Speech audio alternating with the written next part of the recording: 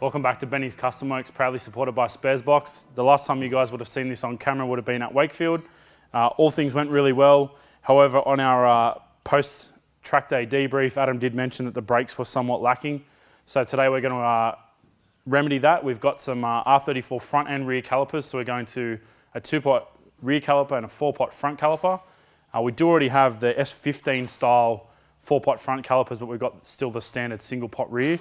But the biggest upgrade with that is actually going from I think it's about a 286mm disc with this to a 315mm front disc. So that'll give us a ton more braking power. And we've also got some circuit brake pads.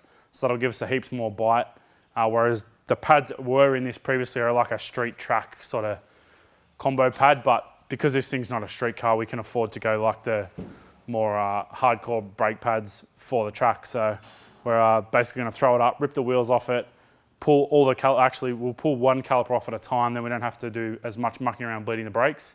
We've also got a braided line kit because the R34 calipers don't suit the standard S13, S14 or 15 lines. So they actually do a conversion line kit. Luckily we didn't have to get those custom made. But enough talking, let's get into it.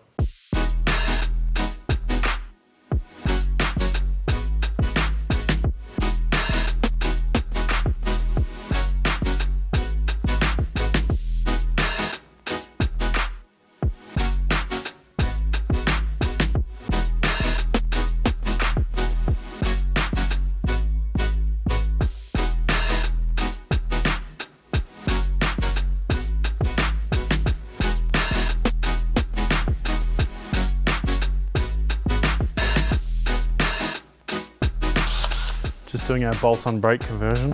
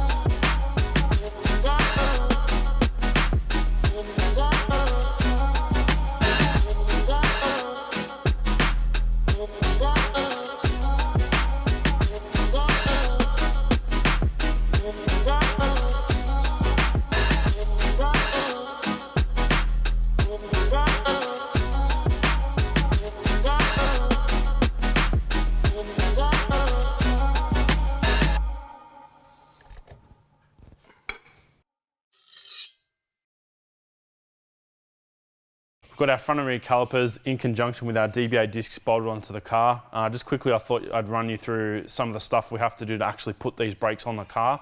Primarily it is a bolt-on upgrade. However, the fronts we need to drill the hubs to 14 mil because the S13, S14, S15 calipers use a 12 mil bolt to mount. The rear's a little bit more involved. You have to actually remove the dust shield from the back of the hub if you're not going to use the the Skyline style handbrake. We're not using any of the drum handbrake from a Skyline because this is a motorsport car, and we also have a hydraulic handbrake which will just activate this caliper in line with the standard brake system. So that's kind of taking care of that. With that in mind, we're about to throw the rear pads in. So these are Serco.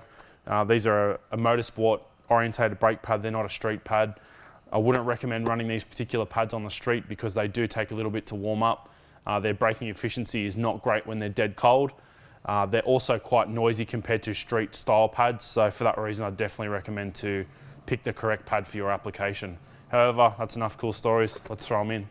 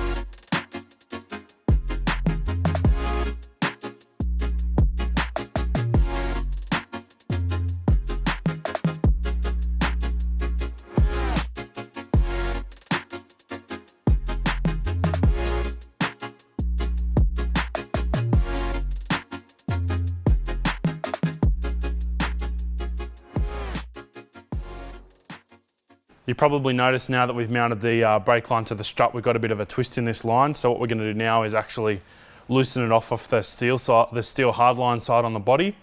That'll allow us to actually spin that line and correct it. You want to make sure that when the wheels are straight, there's no twisting or binding of that hose, so that when you've got your standard sort of steering movements, that the line's free to move in both directions without binding up or catching or twisting. Because if you kink this line, it can tear. Equally, if you're hanging up on something like a sway bar or even the inner brake line bracket, it's very likely to actually either tear the line off at the time or fatigue it and it'll fail later. So yeah, you've got to be pretty mindful of how you mount your brake lines and how you route them so that you don't run into issues down the track or on the track.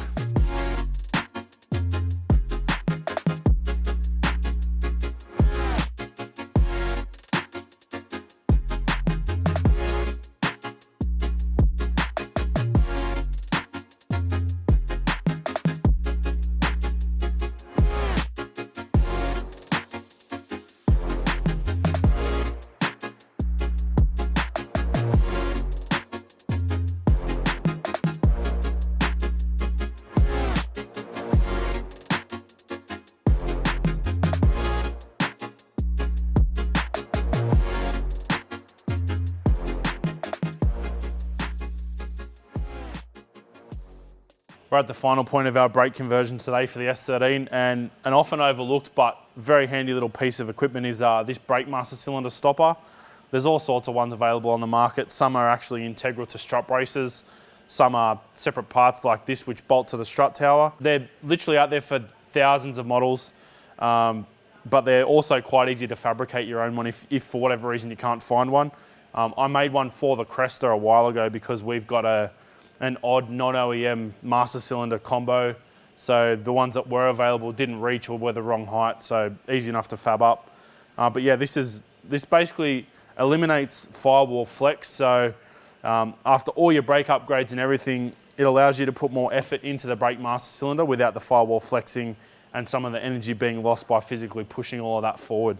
But yeah, nice little thing that just ties everything together, and these are under $100. I think these are like $75 or something for the one we bought. And like I said, they're available for tons of models, but let's throw it in.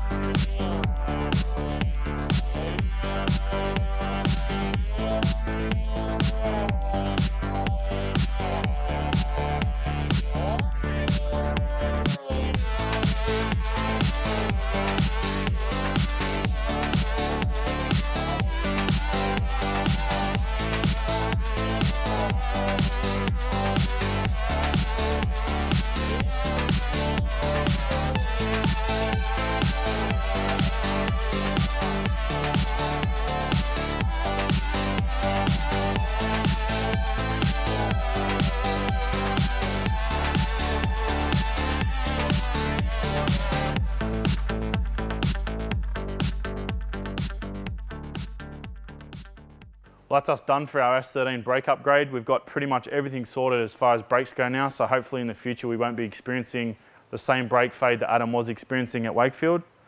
Don't forget guys, if you are on Sparesbox, please remember to use BCW5 upon checkout. Thanks for watching guys, and we'll see you next time.